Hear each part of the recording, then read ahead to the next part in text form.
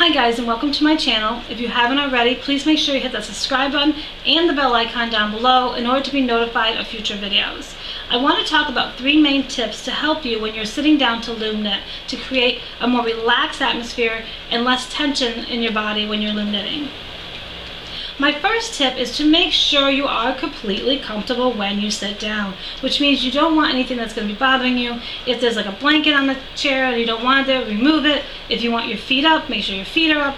Really make sure you're in the ideal position to be able to loom knit, that there's nothing that's going to be causing you pain before you even really get started with the project. And that has happened to me before. Sometimes I've sat down on my couch and there might have been a pillow, or there might have been like a pillow behind me. One of these pillows might not be positioned right, and that already started to cause problems. So again, make sure you check your surroundings to make sure there's nothing that will hinder you before you even begin. The second tip I have, you want to stretch and take breaks. This is important. It's important that either you set a timer or you remind yourself, or even have somebody remind you for you, that after so many minutes, maybe you need every 10 minutes, every 15 minutes, something like that, that you are taking a break. Either you are physically getting out of that chair and walking around, or you're at least taking a moment while you're sitting there to kind of relax your shoulders, kind of do this, maybe raise your arms up, just anything to kind of like move your body for your shoulders and your neck and that, because you're carrying tension you don't realize. If you're looking down to loom knit, you're creating tension in your neck, and you sometimes don't feel it until you're ready to move, and then you're like,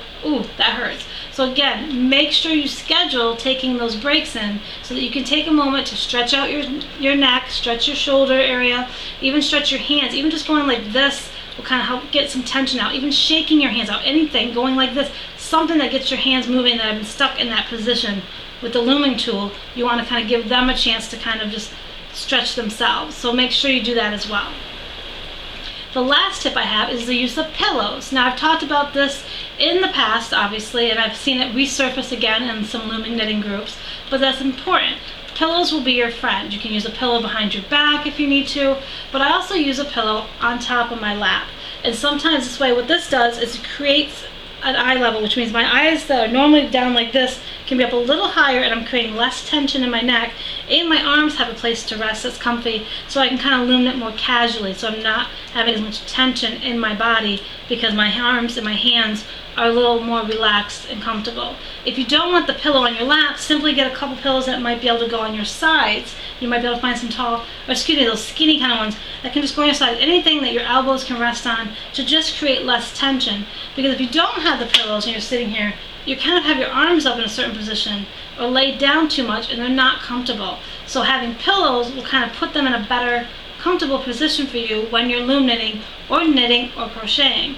So these are my 3 main tips that I would give. If you have any tips, make sure you share them down below. And if these tips helped you, give this video a thumbs up, and make sure you share it with all your crafting friends so that they too can learn ways to help them when they're actually sitting down to loom knit.